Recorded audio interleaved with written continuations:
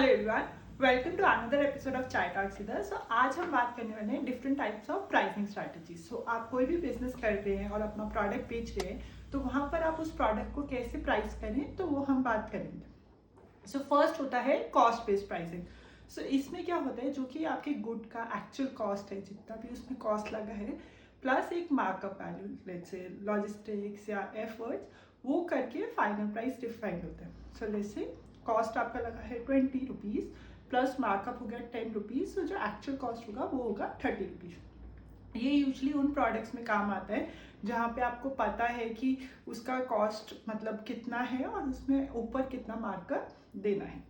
Second होता है value based pricing. सो आप कोई भी एप्पल का प्रोडक्ट देखेंगे तो वो देखेंगे वो सैमसंग के फ़ोन्स के कंपैरिजन में या लैपटॉप्स के कंपैरिजन में हमेशा महंगा होता है। क्यों? एप्पल का क्यों इतना नाम है? वो 1-1 लाख या 1.5-1.5 लाख के फ़ोन के लिए इतना क्रेज क्यों है? क्योंकि जो एप्पल एज अ ब्रांड है उसकी वैल्यू है यहाँ पे एक और चीज़ है, बैग्स में देख लीजिए, एक नॉर्मल बैग 1000 रुपये का भी आता है, 500 का भी आता है, लेकिन अगर कोई फैंसी बैग में जाएंगे, Kate Spade, Christian Dior, Louis Vuitton, वो तो 1.5-2 लाख के भी आते हैं और लोग खरीद रहे हैं। तो क्या उनकी एक्चुअल कॉस्ट इतनी है वो 1.5-2 लाख, या वो सिर्फ ऐसा प्राइस हुआ है? वो इसलिए प्राइस हुआ है क्योंकि उस पर्टिकुलर ब्रांड से लुई विटॉन, केट स्पेड की वैल्यू इतनी है कि आप उसको 1.5-2 लाख प्राइस भी करेंगे तब भी आपके पास कस्टमर आएगा उस बैग को खरीदने के लिए। थर्ड होता है आपके पास competitor based pricing. So let's say आपका कोई भी बिजनेस है सेंटेड कैंडल्स का और आप वो प्रोडक्ट 100 रुपीज़ का बेच रहे हैं, बट अगर आप देखेंगे मार्केट में सेम प्रोडक्ट 40 रुपीज़ का बिक रहा है, तो यहाँ पे एक प्रॉब्लम हो सकता है कि आपका प्रोडक्ट मार्केट में इतना अडॉप्शन ना हो।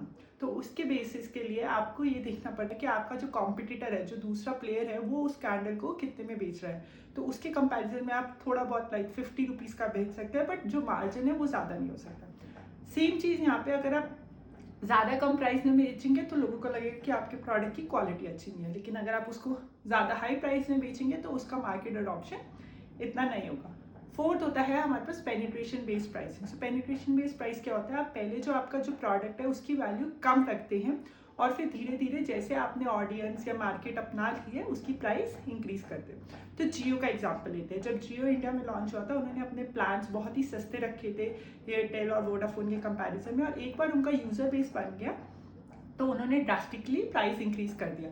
तो प्राइस इनटू क्वांटिटी का जो फंडा है वो होता है। तो पहले अगर आपने प्राइस लो रखा लेकिन आपकी क्वांटिटी ज़्यादा है तो भी एक्चुअल प्रॉफिट्स मिलेंगे। और अगर इसी के साथ एक होता है skimming based price. Skimming based price में क्या होता है, आप प्राइस पहले हाई रखते हैं लेकिन आप बाद में उसको रिड्यूस करते हैं। तो यहाँ पे जो बिग प्लेयर्स होते हैं कई बार वो ये टेक्निक्स अडाप्ट करते हैं जिनको अर्ली प्रॉफिट चाहिए, मार्केट से उनको जल्दी एग्जिट लेना है। नेक्स्ट हमारे पास होता है बंडल बेस्ड प्राइसिंग। सो बंडल बेस्ड प्राइसिंग क्या होता है, कोई भी प्रोडक्ट है वो 40 रुपीज़ का है लेकिन जो दूसरा प्रोडक्ट है वो 60 रुपीज़ का है। सो उसका टोटल प्राइस क्या हुआ 100 रुपीज़, बट अगर आप उसको बंडल में बेचेंगे तो आप उसको शायद 80 या 90 रुपीज़ का बेच सकते हैं।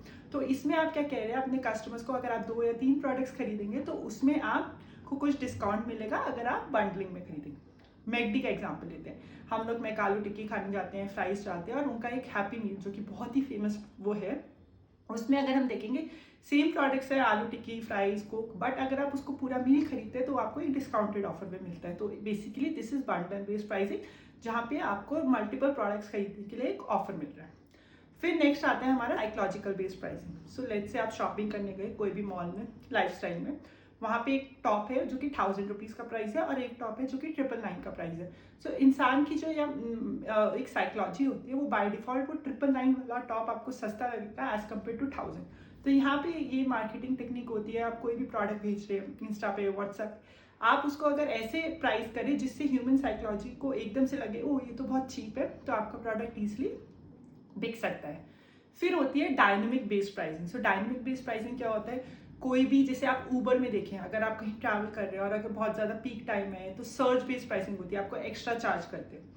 या hotel booking, flight tickets during festive season like Diwali, Holi, वो एक्सपेंसिव होती है। तो सिमिलरली इसमें अगर आपके प्रोडक्ट की डिमांड है या आप लेट्स से ऐसा प्रोडक्ट बनाते हैं जिसको वो अडाप्शन उस टाइम बहुत ज़्यादा है, फॉर एग्जाम्पल्स आपका बिजनेस है डेकोरेटिव आइटम्स का या राखीज का, सो ड्यूरिंग आप उस पीरियड में देखेंगे आप अगर उसको एक्स्ट्रा भी प्राइस करेंगे तो लोग इंटरेस्टेड होंगे उसको खरीदने के लिए।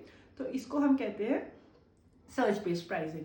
अब हमारे पास एक और टाइप ऑफ प्राइसिंग होता है जो कि होता है हमने स्कीमिंग बेस्ड प्राइसिंग, तो हम पहले एक बार ही रिवाइज करते हैं हमने क्या क्या प्राइसिंग की बात की। फर्स्ट क्या, cost based pricing, second value based pricing, then competitor based pricing, fourth हमने बात किया पेनिट्रेशन बेस्ड प्राइसिंग, फिफ्थ हमने बात किया bundle based pricing, skimming pricing, फिर हमने किया डायनेमिक प्राइसिंग, और फिर हमने लास्टली बात किया psychological pricing. So that's all for now. Hope you like this video. Thank you.